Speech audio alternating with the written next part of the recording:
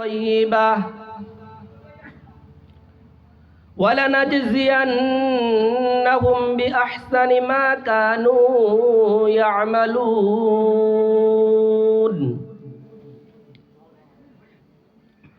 وقال سيدنا رسول الله صلى الله عليه وسلم: لا تزول قدم ابن آدم يوم القيامة حتى يسأل عن خمس: عن عمره فيما أفناه، وعن شبابه فيما أبلاه، وعن ماله من أين اكتسبه وفيما أنفقه، وماذا عمل فيما علم، أو كما قال عليه الصلاة والسلام. صدق الله مولانا العظيم، وصدق رسوله النبي الكريم، ونحن على ذلك من الشاهدين والشاكرين والذاكرين والحمد لله رب العالمين. رب اشرح لي صدري ويسر لي أمري واحلل عقدة من لساني يفقه قولي. আলহামদুলিল্লাহ, আল্লাহ পরওয়ারদিগারে আলমের শাহী দরবারে লাখো কোটি শুকর ও সুজুদ যে আল্লাহ রব্বুল আলামিন দক্ষিণ মজিপুর মসজিদ ও এলাকাবাসীর উদ্যোগে আজকের এই দিনই মাহফিলে আমাদেরকে সমবেত হওয়ার তৌফিক দান করেছেন। মাহফিলে উপস্থিত আছেন আজকের এই ইসলাহি মাহফিলের শ্রদ্ধেয় সভাপতি জনাব ইলিয়াস সাহেব, আরও আপনারা যারা কষ্ট করে, যুবক ভাইরা, বৃদ্ধ বাবারা শ্রম দিয়ে কষ্ট করে আজকের এই সুন্দর মাহফিলের আয়োজন করেছেন। বিশেষ করে আমাদের জনাব জায়েদ ভাই, খুরশেদ আলম বাচ্চু ভাই, ডাক্তার মাসুম সাহেব সহ আমি জানি না হয়তো অনেকের নাম, কিন্তু আল্লাহ পাক রব্বুল আলামিন তো জানেন। কি বলেন, ঠিক কিনা? যারাই শ্রম দিয়েছেন, কষ্ট করেছেন মাহফিলের জন্যে, আল্লাহ পাক সবাইকে উত্তম বিনিময় দান করেন। সকলে বলি আমিন। সকলে শুকরিয়া আদায় করি আল্লাহ পাকের, যে আল্লাহ পাক আমাদেরকে সমবেত হওয়ার তৌফিক দান করছেন। সকলে বলি আলহামদুলিল্লাহ। আমি আপনাদের খিদমতে পবিত্র কুরআনে মাজিদ থেকে একখানা আয়াত এবং রাসূল করিম সাল্লাল্লাহু আলাইহি ওয়াসাল্লামের অসংখ্য হাদিস থেকে গুরুত্বপূর্ণ একখানা হাদিস তেলাওয়াত করেছি। তেলাওয়াতকৃত আয়াত ও হাদিসকে সামনে রেখে নির্ধারিত সময় ইনশাআল্লাহ আপনাদের সামনে জরুরি কিছু কথা বলার চেষ্টা করব। মা তৌফিকি ইল্লা বিল্লাহ। আপনারা মনোযোগ দিয়ে শুনবেন তো ইনশাআল্লাহ। প্যান্ডেলের বাইরে যে সমস্ত ভাইরা আছেন, এই দোকানপাট আগামীকালকেও থাকবে, তো আপনারা আগামীকালকেও যদি মনে চায় সময় দিতে পারবেন।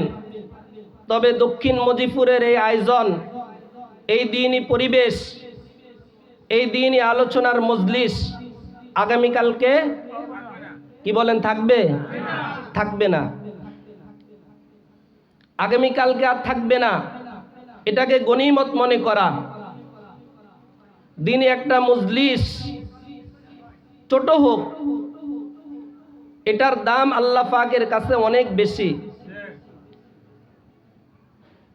এরকম একটা মজলিস বললে হয়ে যায় না। একটা মজলিসের পিছনে, একটা প্রোগ্রামের পিছনে অনেকের অনেক কষ্ট থাকে। এটা অন্তত যারা বিভিন্ন দিনী মাহফিলের সাথে সম্পৃক্ত, আপনারা ভালো করেই বুঝেন, ভালো করে জানেন। আমরা যেহেতু টুকটাক প্রোগ্রামের সাথে সম্পৃক্ত থাকি, এজন্য আমরা বুঝি একটা প্রোগ্রাম করার পিছনে অনেক কষ্ট করতে হয়। তো যারা প্যান্ডেলের বাইরে অবস্থান করতেছেন, আপনাদের প্রতি অনুরোধ, আপনারা প্যান্ডেলের ভিতরে চলে আসেন, আল্লাহ পাকের রহমতের সামিয়ানার ভিতরে চলে আসেন। দিনী আলোচনা সরাসরি শুনেন, ইনশাআল্লাহ ফায়দা হবে, আপনারা লাভবান হবেন। বাইরে যারা সময় নষ্ট করতেছেন, আপনারা ভুল করতেছেন।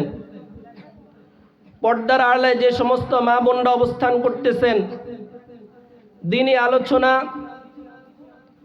যেমনিভাবে পুরুষদের জন্য জরুরি, এমনিভাবে মা বোনদের জন্য জরুরি। কি বলেন, ঠিক কিনা? তো মা বোনদের প্রতি অনুরোধ, আপনারা একটু দিলের কান দিয়ে শুনবেন। আমার পূর্বে আলোচনা করেছেন হাফেজ মাওলানা সিদ্দিকুল্লাহ সাহেব। আমি কিছু সময় ইনশাআল্লাহ আপনাদের সামনে কথা বলবো। এরপরে এশার নামাজ হবে। এশার নামাজের পরে আমাদের উস্তাদ হযরত মাওলানা হারুন রশিদ সাহেব হুজুর বয়ান করবেন। আপনাদের নির্ধারিত আজকের প্রোগ্রামের সময় নির্ধারণ করেছেন রাত 9টা পর্যন্ত, এটা অনেক বেশি না। তো এই সময়টুকুকে ইনশাআল্লাহ আপনারা দিনী আলোচনা শোনার জন্য একটু ব্যয় করবেন, এটাই আপনাদের কাছে অনুরোধ রইল। আমি যে আয়াতখানা আপনাদের সামনে তেলাওয়াত করছি, আল্লাহ পাক রব্বুল আলামিন কোরআনে মাজিদের মধ্যে ইরশাদ করেছেন, মান আমিলা সালিহাম মিন যাকারিন আও উনসা ওয়া হুয়া মুমিন।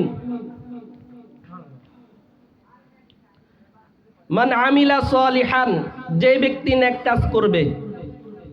বলেন আল্লাহ কি বলছেন? যে ব্যক্তি নেক কাজ করবে। মিন যাকারিন আও উনসা, চাইছে পুরুষ হোক, চাইছে নারী হোক। চাইছে পুরুষ হোক, চাইছে নারী হোক। নারী হোক আর পুরুষ হোক, যেই নেক আমল করবে। মান আমিলা সালিহাম মিন যাকারিন আও উনসা ওয়া হুয়া মুমিন, এবং সে ঈমানদার হয়। অর্থাৎ ঈমানের সাথে যেই নেক কাজ করবে, পুরুষ হোক আর নারী হোক।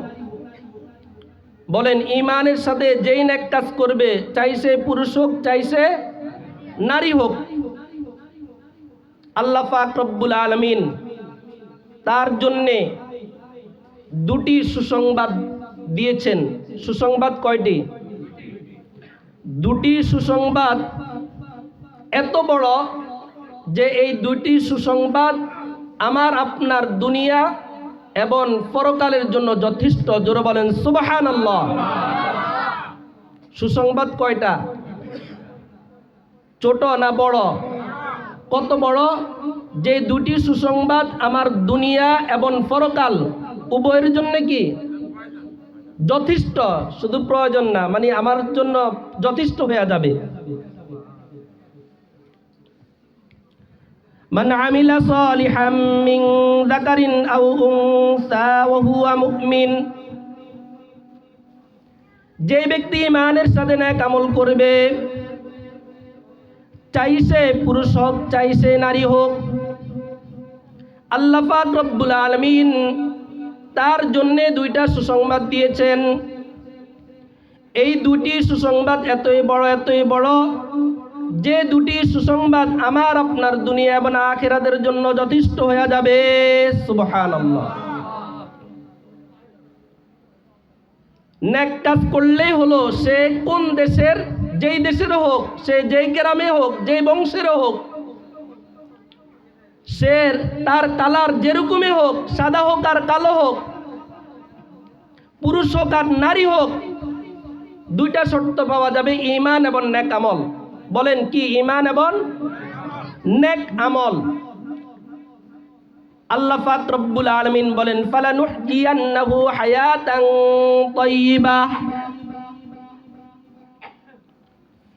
আল্লাহ পাক রব্বুল আলামিন বলেন যে ঈমানের সাথে নেক আমল করবে তাকে আমি শান্তিময় জীবন দান করব।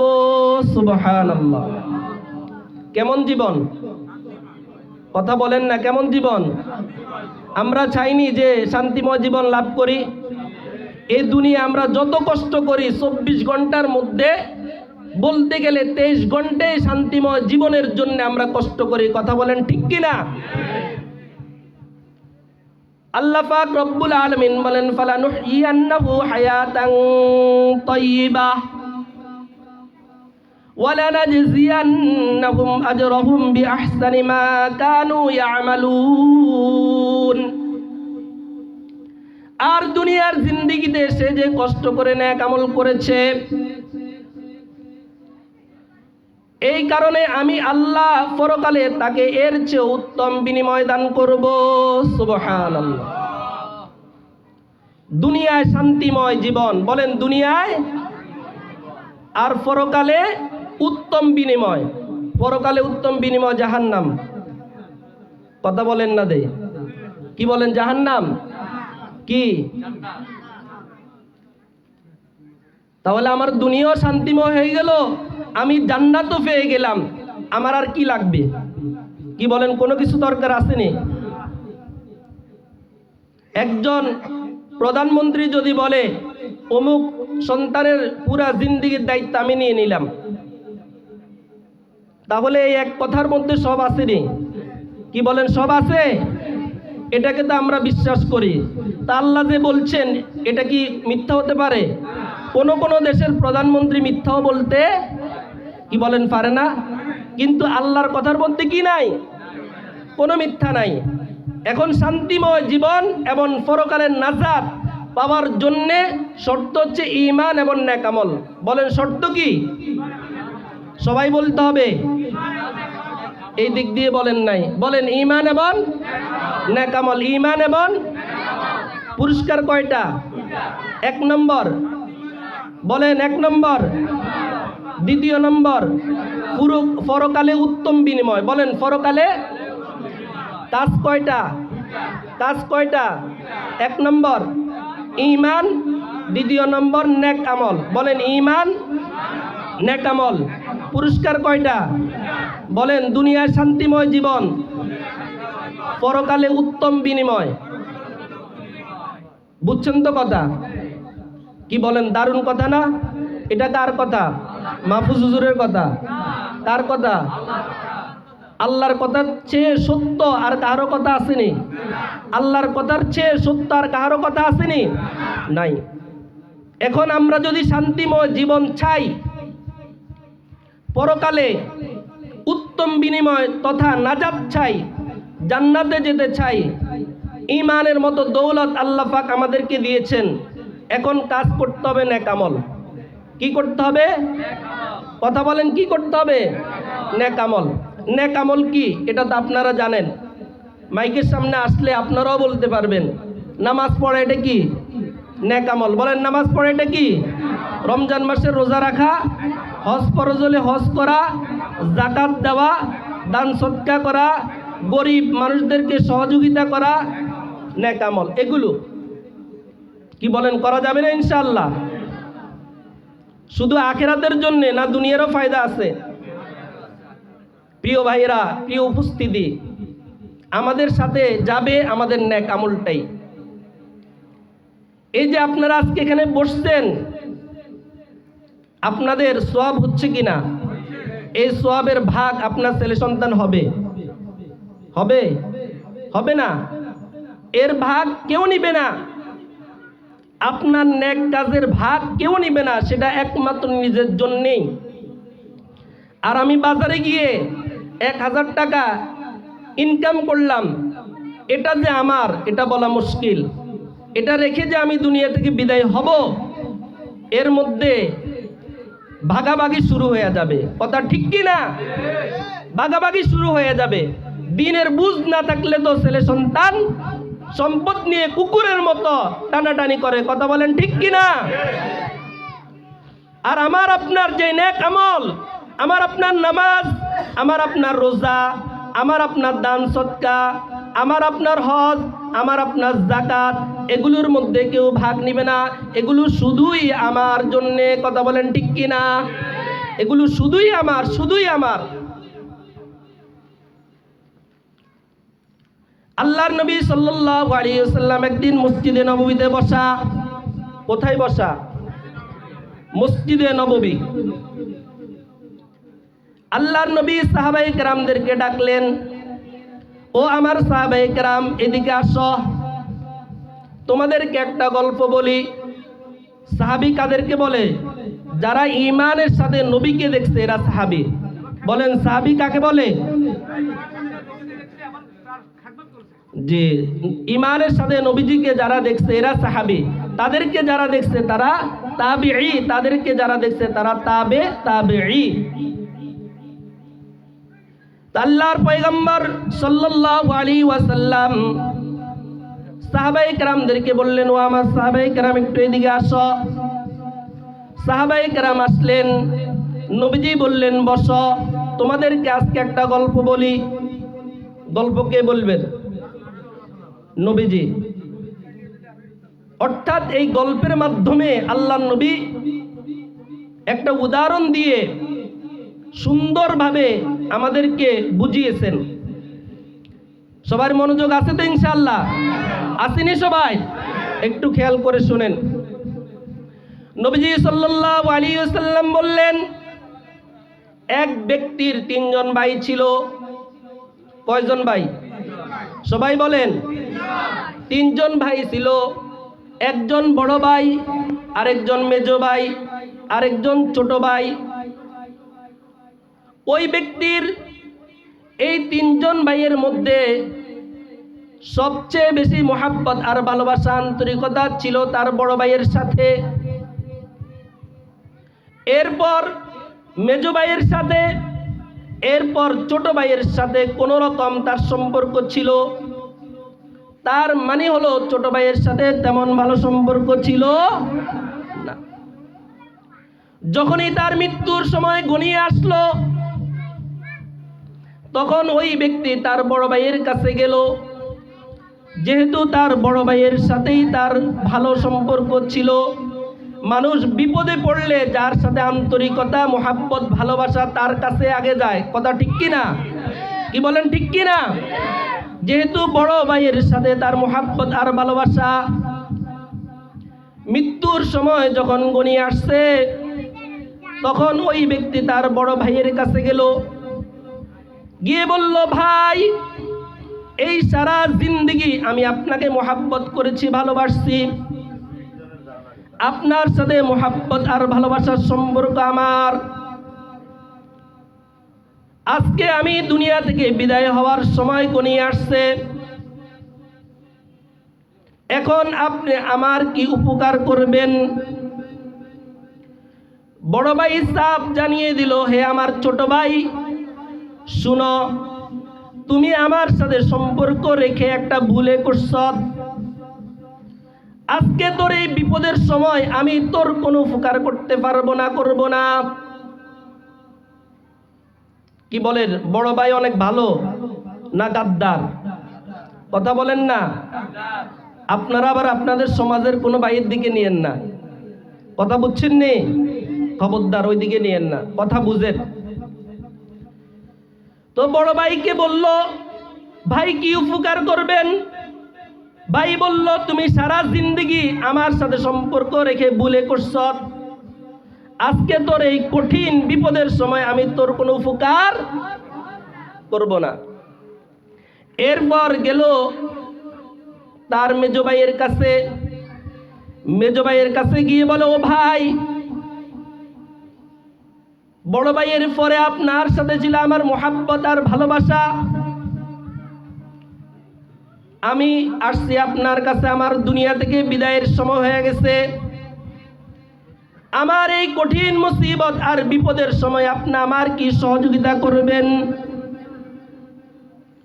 মেজো ভাই বলে দিল, আমি তোর তেমন কোনো তোমার কোনো সহযোগিতা করতে পারবো না, বেশির থেকে বেশি আমি তোমার সাথে কবর পর্যন্ত যাব। কোন পর্যন্ত যাব? এরপর সে তার ছোট ভাইয়ের কাছে গেল, যেই ভাইয়ের সাথে সম্পর্ক ছিল খারাপ। সম্পর্ক কি ছিল? আগেই বলছি, ছোট ভাইয়ের সাথে সম্পর্ক কি ছিল? খারাপ ছিল। এখন নিরুপায় হয়ে বড় ভাইয়ের কাছে সাড়া পেল না, ছোট ভাই মেজো ভাইয়ের কাছে মূল্যায়ন পেল না, তাই ছোট ভাইয়ের কাছে নিরুপায় হয়ে আসলো। এসে বললেন, ও ভাই, আমার তো আপনার সাথে তেমন ভালো সম্পর্ক ছিল না,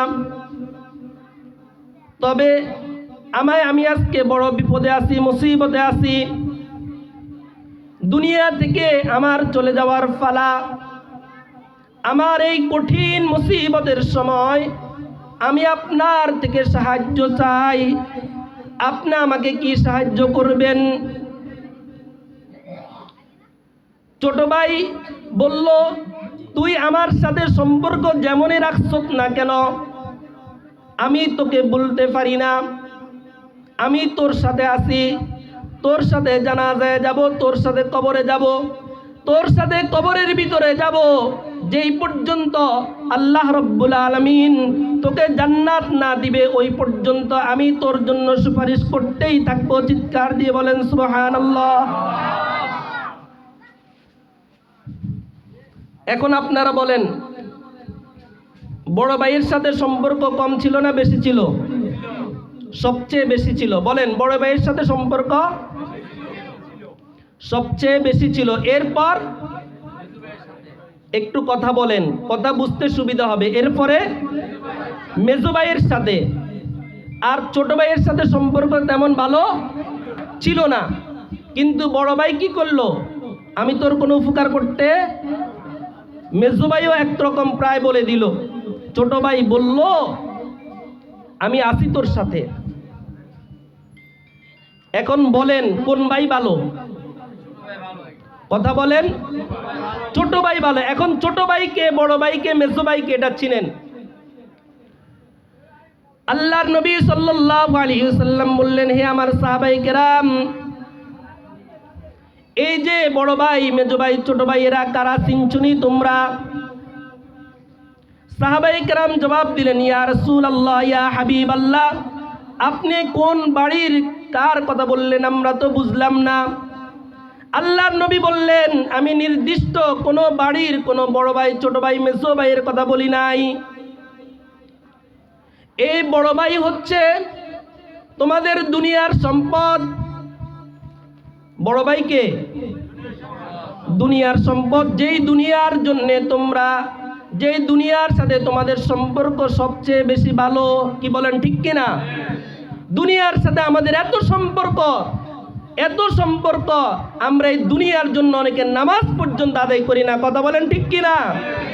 এই দুনিয়ার সাথে আমাদের এত মুহাব্বত, এত ভালোবাসা, যাকাত ফরজ, এই যাকাত পর্যন্ত আমরা অনেকে দিই না। কথা বলেন, ঠিক কিনা? এই দুনিয়ার সাথে আমাদের এত সম্পর্ক, হজ ফরজ হলে এই দুনিয়ার মুহাব্বতের কারণে আমরা অনেকে হজ পর্যন্ত করি না। কথা বলেন, ঠিক কিনা? কেন? দুনিয়ার সাথে মুহাব্বত বেশি। দান সদকা করতে পারি না, কেন? দুনিয়ার সাথে মুহাব্বত বেশি। আল্লাহর নবী বলেন, এই বড় ভাই হচ্ছে তোমার হায়াতে জিন্দেগির বড় ভাই। এই দুনিয়ার হলো তোমার হায়াতে জিন্দেগির বড় ভাই। যে ভাইয়ের সাথে তোমার সম্পর্ক ভালো ছিল, এই দুনিয়ার সম্পদ তোমাকে সাফ ইন্তেকালের সময় বলে দিবে, পরিষ্কার বলে দিবে, আজকে তোমার এই ইন্তেকালের সময় আমি তোমার সাথে নাই। কি বলেন, বলবে কিনা? কথা বলেন না, বলবে কিনা? আপনাদের মুজিবপুরের গ্রামের কেউ কি টাকা পয়সা নিয়ে কবরে যাইতে পারছেনি? বরং ইন্তেকালের পূর্ব মুহূর্তে যখন সাকরাতুল মউত শুরু হয়ে যায়, ওই সময় পর্যন্ত পূর্ণ সম্পত্তি বিষয়ে ওসিয়ত করা যায় না। আমি এখন দুনিয়া থেকে বিদায় হয়ে যাব, আমি যদি ওসিয়ত করি আমার সব সম্পত্তি দক্ষিণ মুজিবপুর মসজিদের জন্য দিয়ে দিলাম, এই ওসিয়ত করার সুযোগ আমার জন্য নাই। ওসিয়ত করতে পারবে 3/1 ভাগ ইন্তেকালের আগে, সাকরাতুল মউত শুরু হয়ে গেলে। তাহলে কি বুঝলাম? মৃত্যুর আগেই আমার সম্পত্তি আমার না, মৃত্যুর আগেই যেন আমার সম্পত্তি আমার না। কথা বলেন ঠিক কিনা? এই সম্পত্তি আমার সাথে কবরে যাবে না, এই সম্পত্তি আমার সাথে কবরের ভিতরে ঢুকবে না, আমার জন্য সুপারিশ করবে। হে আমার সাহাবায়ে কেরাম, বড় ভাইকে তো চিনলা, বড় ভাই হলো দুনিয়া, আর মেজো ভাই হচ্ছে তোমার হায়াতে জিন্দেগির আত্মীয় স্বজন, তোমার হায়াতে জিন্দেগির তোমার পরিবার, তোমার স্ত্রী, তোমার ছেলে সন্তান, তোমার পিতা, তোমার মাতা, এরা হচ্ছে তোমার হায়াতে জিন্দেগির মেজো ভাই। এদেরকে যদি ইন্তেকালের সময় এদের কাছে তুমি সাহায্য চাও, এরা বেশির থেকে বেশি বলবে আমরা আপনার সাথে কবর পর্যন্ত যাব। কি বলেন ঠিক কিনা? বেশির থেকে বেশি কোথায় যাবে? কবর পর্যন্ত। 2-4 দিন পরে ঘরে যে একজন ছিল এই অনুভূতি পর্যন্ত থাকবে না। কথা বলেন ঠিক কিনা? এলাকার মানুষও বলে যাবে যে মাহফুজ নামে একজন বাড়িতে ছিল, এরকম এলাকায় ছিল, এই স্মরণ আর করবে না। হে আমার সাহাবায়ে কেরাম, তোমার হায়াতে জিন্দেগির ছোট ভাইকে তোমরা চিনছনি। তখন নবীজি বললেন তোমার হায়াতে জিন্দেগির ছোট ভাই হচ্ছে তোমার নেক আমল। হায়াতে জিন্দেগির ছোট ভাইকে নেক আমলের সাথে আমাদের সম্পর্ক ভালো না খারাপ? কি কোন ভাইয়েরা, ভালো না খারাপ? একটু বলেন না, ভালো না খারাপ? দৈনিক 24 ঘন্টার মধ্যে আমরা কয় ঘন্টা নেক কাজ করি? 2টা ঘন্টাও তো নেক আমল করি না। কি বলেন ঠিক কিনা? তাহলে নেক আমলের সাথে আমাদের সম্পর্ক খারাপ না ভালো? খারাপ। কিন্তু এই নেক আমলে আমার আপনার উপকারে আসবে, এই নেক আমলে আমার আপনার উপকারে আসবে, এই নেক আমলে হচ্ছে আমার আপনার আপন, এই নেক আমল আমার থেকে বিদায় হবে না, এই দাড়ি আমার সাথেই থাকবে, আমার নামাজ আমার সাথেই আমার কবরে যাবে, আমার দান সদকা আমার সাথেই কবরে যাবে, আমার রোজা আমার সাথেই কবরে যাবে, আমার হজ আমার সাথেই কবরে যাবে, আমার কোরআন তেলাওয়াত আমার সাথেই কবরে যাবে। আমাকে যখন দাফন করে আত্মীয় স্বজন চলে আসবে, কোরআন আমার জন্য সুপারিশ করবে, রোজা আমার জন্য সুপারিশ করবে, নামাজ আমার জন্য সুপারিশ করবে। জোরে বলেন সুবহানাল্লাহ। এজন্যে নেক আমলের সাথে সম্পর্ক বাড়ানো দরকার আছে কিনা?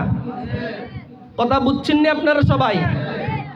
মান আমিলা সালিহাম মিন যাকারিন আও উনসা ওয়া হুয়া মুমিন ফালানুহজিয়ান্নাহু হায়াতান তাইয়্যিবাহ ওয়া লানাজজিয়ান্নাহুম আজরাহুম বিআহসানি মা কানু ইয়ামালুন।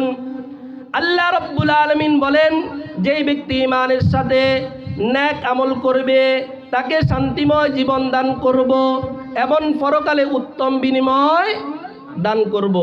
এই নামাজ যদি আমি সুন্দর মতো আদায় করি, আল্লাহর বিধানগুলো রাসূলের তরিকা মতো আদায় করি, এই দুনিয়া আল্লাহ পাক আমার জন্য যথেষ্ট হয়ে যাবেন, আখিরাতেও পরকালে আল্লাহ পাক আমাদের জন্য যথেষ্ট হয়ে যাবেন। জোরে বলেন সুবহানাল্লাহ। এজন্যে নেক আমলের প্রতি আমরা গুরুত্ব দিব তো ইনশাআল্লাহ। এই মাহফিল যে আজকে হলো, এই যে দিনই আলোচনা শুনতেছি, মাহফিল সার্থক হবে তখনই যদি আগামীকালকে থেকে মসজিদে মুসল্লি একটু বাড়ে। কি বলেন ঠিক কিনা? পড়বেন তো নামাজ সবাই ইনশাআল্লাহ? এই নামাজ আমার আপনার কবরে যাবে। কথা বলেন ঠিক কিনা? এই নামাজ আমার আপনার কবরে যাবে। সম্মানিত হাজিরিন, নিজেকে আমরা অনেকে অনেক বড় মনে করি, অন্যকে ছোট মনে করি। সমাজের মধ্যে সুনাম সুখ্যাতি অর্জন করার জন্যে আমরা কত কিছুই না করি। এগুলো আসলে আমার আপনার তেমন কোনো উপকারে আসবে না। আসল সম্মান হলো ঈমান আমলের মধ্যে, আসল ইজ্জত হলো দিনদারির মধ্যেই। কি বলেন, কথা ঠিক কি না? এখন আমার আপনার উচিত হলো, জিন্দেগির বড় একটা সময় আমরা শেষ করে দিছি, শেষ হয়ে গেছে। কখন কার ডাক চলে আসে আমরা বলতে পারি না। আপনাদের মুজিবপুর এলাকাতে এরকম ঘটনা আসেনি, পিতা এখনো আছে সন্তান নাই? কি বলেন, এরকম ঘটনা আসেনি যে বড় ভাই আছে ছোট ভাই নাই? কি বলেন, নাই? তা আমি আপনি কোন আশায়, আমি আপনি কোন আশায় কখন কার হায়াত শেষ হয়ে যাবে বলা যায় না। ইযা জা আজালুহুম লা ইস্তাখিরুনা সাআতাও ওয়া লা ইস্তাকদিমুন। এজন্য এখন থেকেই মৃত্যুর প্রস্তুতি নেক আমলের মাধ্যমে নিতে হবে। কথা বলেন ঠিক কি না? লুদুয়া মাদ্রাসা চিনেন তো আপনারা? চিনেন না মনে হয় এরকম কেউ নাই। কারণ এই লুদুয়া মাদ্রাসা অনেক বড় একটা দ্বীনি প্রতিষ্ঠান। আমাদের অত্র অঞ্চলের লক্ষ্মীপুর জেলার মধ্যে অনেক বড় দ্বীনি খেদমত করে যাচ্ছে। আমাদের এই লুদুয়া মাদ্রাসা একজন বাবুর্চি ছিল, নাম শের আলী। নাম কি ছিল? শের আলী। তিনি একদিন রাস্তা দিয়ে যাইতেছেন, যাওয়ার পথে একটা গাছ পড়ে ওই রাস্তার উপরেই তিনি দুনিয়া থেকে বিদায়। কি বলেন, তিনি কি ভাবছেন যে এখানে তিনার ইন্তেকাল হবে? আরাফা বাস চিনেননি আপনারা? এই আরাফা বাসের পাশে হচ্ছে যে কাউন্টার, পাশের মসজিদে আমি নামাজ পড়াই, আপনারা তো জানেন, পানপাড়া পশ্চিম বাজার জামে মসজিদ। তো এই বাসগুলো নতুন যখন ছাড়ে বা বিভিন্ন সময় এই বাসের মধ্যে দোয়া করানোর জন্য ডাকে। তো একদিন বাসের মধ্যে দোয়া করানোর জন্য আমাকে ডাকলো। আমি খেয়াল করে দেখলাম যে বাসটাও নতুন না তেমন। তো জানতে চাইলাম যে আজকে এই বাসের মধ্যে যে দোয়ার আয়োজন করতেছেন এর উদ্দেশ্য কি? দোয়ার তো একটা উদ্দেশ্য থাকে, কথা বলেন থাকে কি না? এই যে আজকে দোয়া করাইতেছেন এর উদ্দেশ্য কি? তখন আমাকে বলল গাড়ির স্টাফ যে হুজুর, আজকে আমাদের এই বাসের মধ্যে একটা দুর্ঘটনা ঘটছে। কি দুর্ঘটনা?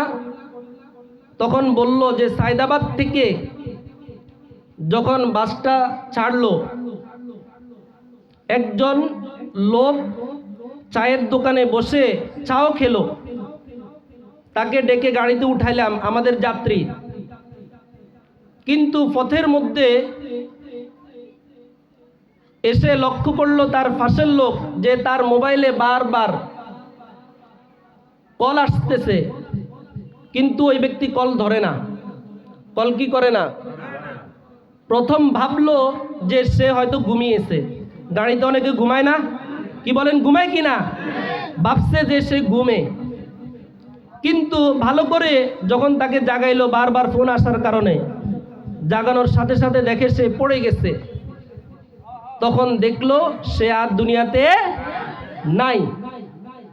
এই হচ্ছে আমার আপনার হায়াত। তো তিনি কি জানতেন যে তিনার হায়াত এখানে শেষ হয়ে যাবে? যদি জানতেন গাড়িতে উঠতো? কথা বলেন না, উঠতো নি? কি ভাই, এরকম অনেক ঘটনা ঘটতেছে। আমাদের বাড়ির পাশে আব্দুল হান্নান নামে একজন ছিলেন, পান ব্যাপারীদের ভাই। এই যে কোনো এক রমজানে ইফতারের পূর্ব মুহূর্তে গাড়ি চালাই গেছে, মোটর সাইকেল নিয়ে গেল। কিছুক্ষণ পরে সংবাদ আসলো অ্যাক্সিডেন্ট করে দুনিয়া থেকে বিদায়। তো এই ঘটনাগুলো কেন বললাম?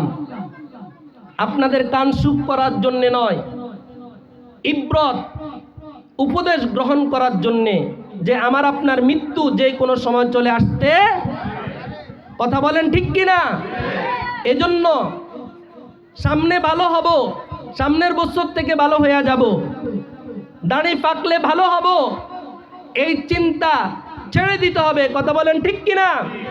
قال رسول الله صلى الله عليه وسلم دع ما يريبك إلى ما لا يريبك, যেটা সন্দেহযুক্ত সেটা ছেড়ে দাও, যেটা সন্দেহ মুক্ত সেটা ধরো।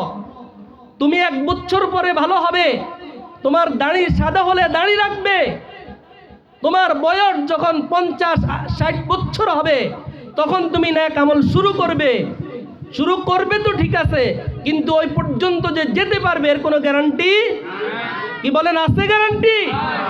এজন্য ভাইয়েরা আমার, আমরা যেহেতু মুমিন মুসলমান, ঈমান এবং নেক আমল নিয়েই আমাদেরকে দুনিয়া থেকে বিদায় হতে হবে, কথা বলেন ঠিক কিনা?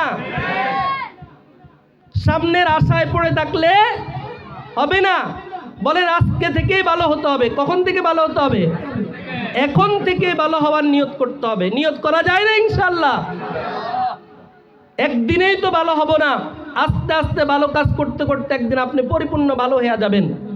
আমার আপনার মধ্যে কি দোষ আছে, কি অপরাধ আছে, আমি আপনি কি আল্লাহর নাফরমানি করি? সাহিবুল বাইতি বিমা আদরাকু বিমা ফিহা, আমি জানি ভালো আমি কত বড় দোষী, কথা বলেন ঠিক কিনা? তা আমার যে দোষগুলো আছে আমি এগুলো থেকে একটা একটা করে বাদ দেওয়ার চেষ্টা করি, হিম্মত করে বাদ দেওয়া শুরু করে দিই, তাহলে দেখা যাবে একটু একটু করে বাদ দিতে দিতে এমন একটা অবস্থায় এসে আমি বুঝবো যে আমার মধ্যে আর কোনো অপরাধে থাকবে না। জোরে বলেন সুবহানাল্লাহ। আর আমরা যে নেক কাজগুলো করি তো করি আলহামদুলিল্লাহ, কিছু নেক আমল আমি ইচ্ছে করলে করতে পারি কিন্তু এখনো করি না, এরকম আছে কিনা? তো ওগুলো আস্তে আস্তে করা শুরু করে দিই, একটা একটা করে আমল ভাড়াই। দিন দিন আমরা তো কবরের দিকে যাচ্ছি, কি বলেন ঠিক কিনা? আইনামা তাকুনু ইউদরিকুমুল মাউত ওয়ালাউ কুনতুম ফি বুরুজিম মুশাইয়াদা, একেবারে আপনি যত ফাঁকা ফুক্ত বিল্ডিং এর মধ্যেই থাকেন না কেন, যতই নিরাপত্তা বাহিনী আপনার থাকুক না কেন, নির্দিষ্ট সময় আপনার মত চলে আসবে, কথা বলেন ঠিক কিনা?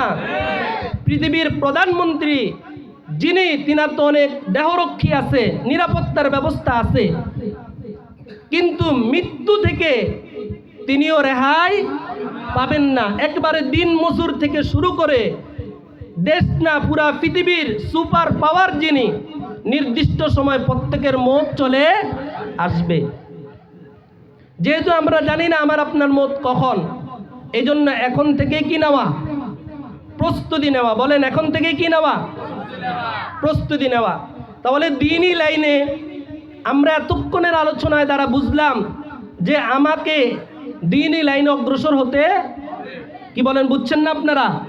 সবাই বুঝছেন তো? দ্বীনি লাইনে আমাদেরকে কি হতে হবে? অগ্রসর হতে হবে। এখন দ্বীনি লাইনে আমি আপনি কিভাবে অগ্রসর হতে পারি এই নিয়ে কয়েকটা কথা বলি।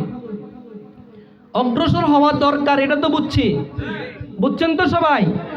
এখন কিভাবে অগ্রসর হব? 1 নম্বর কাজ হচ্ছে মুআহাদা করা। 1 নম্বর কাজ কি?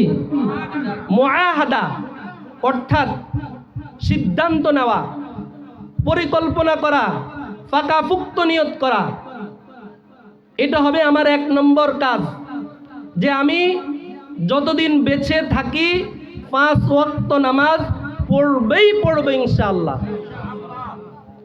আল্লাহ আমাকে যতদিন বাঁচিয়ে রাখেন রমজানের রোজা সবগুলো রাখবে ইনশাআল্লাহ। আমি যতদিন বেঁচে থাকি মসজিদ মাদ্রাসার খেদমত করেই যাব ইনশাআল্লাহ। আমি যতদিন থাকি ততদিন অন্যের উপর জুলুম করব না। আমি যতদিন বেঁচে থাকি গরিব দুঃখীদের সহযোগিতা করব। এক কথায় আমি যতদিন বেঁচে থাকি গুনাহ থেকে বাঁচার চেষ্টা করব, নেক কাজ করার চেষ্টা করব, নেক কাজ করেই যাব, গুনার কাজ ছেড়ে দিব। এই সিদ্ধান্ত নিতে হবে, এটাকে মুআহাদা বলে। কি বলেন, সিদ্ধান্ত নেওয়া যাবে না ইনশাআল্লাহ? একটা টার্গেট স্থির করতে হবে। টার্গেট ছাড়া কেউ বড় হতে পারে না। দুনিয়ার লাইনে একটা ছাত্র যদি শুধু এমনি পড়ে, স্কুলে যায় আসে, মা কইল যা, সে যায়, আবার ছুটি দেয় বাড়িতে আসে, তার কোনো টার্গেট নাই, তাহলে সে ভালো কিছু হতে পারে না। আর যে টার্গেট নিয়ে পড়ে সে পড়ালেখা উন্নতি করতে পারে। তো দ্বীনি লাইনে আমার আপনার উন্নতি করার জন্যে আমাদের টার্গেট ঠিক করতে হবে। শুধু মনে চাইলো মসজিদে আসলাম, নামাজ পড়লাম, মনে চাইলো নামাজ পড়লাম না, এভাবে চললে হবে না, এভাবে চললে হবে না। তো টার্গেট স্থির করার পর আমার আপনার দ্বিতীয় নম্বর কাজ হলো মুজাহাদা করা, চেষ্টা করা। বলেন দ্বিতীয় নম্বর কাজ কি? সবাই বলেন দ্বিতীয় নম্বর কাজ চেষ্টা করা।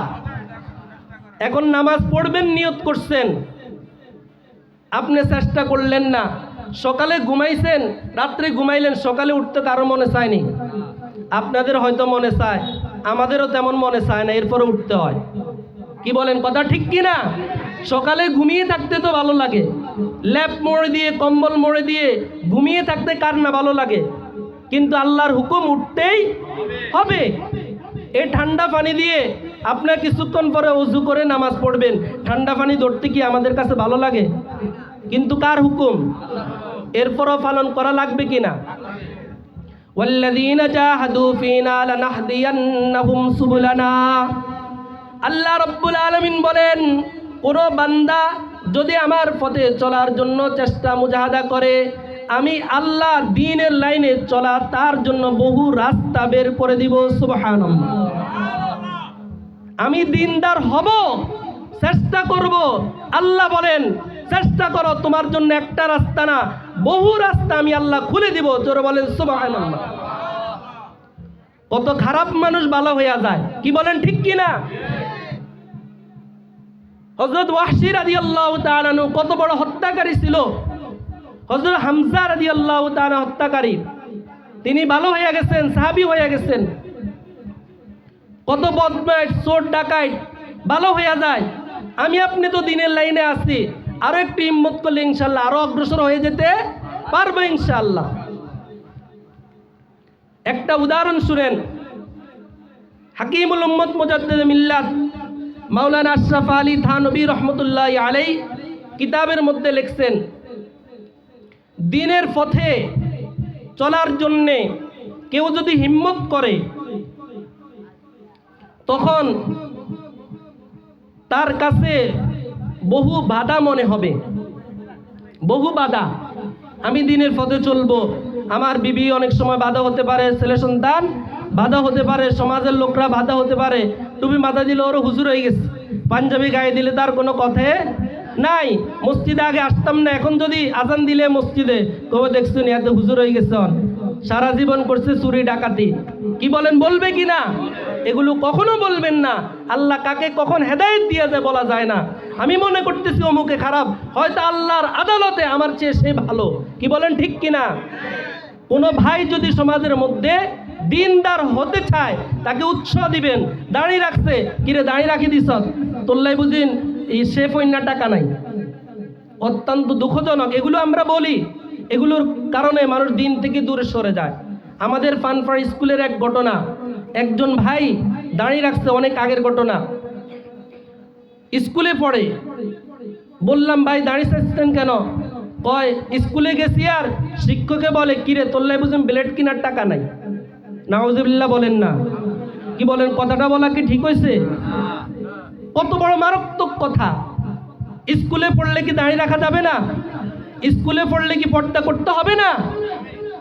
ওই থেকে সে দাঁড়িয়ে শেষে দিছে, ফেলছে। তাহলে কত বড় কথার দ্বারা সে অন্যায় পথে চলে গেছে, নেক কাজটা ছেড়ে দিল। এর গুনাহ কি শিক্ষকের হবে না? কথা বলেন, কি হবে কি না? এজন্য আমার আপনার কোনো কথার দ্বারা যাতে একজনের দিন থেকে দূরে না সরে, আমার আপনার কথার দ্বারা যাতে একজনের দিনের লাইনে চলতে আরো উৎসাহ পায়। একজন নামাজ পড়তো না, নামাজ পড়ে, বলবেন আলহামদুলিল্লাহ তুমি মসজিদে আসো, আমাদের কাছে ভালো লাগে। এরকম বলা যাবে না? তুমি দাঁড়িয়ে রাখো নয়, আজকে দাঁড়িয়ে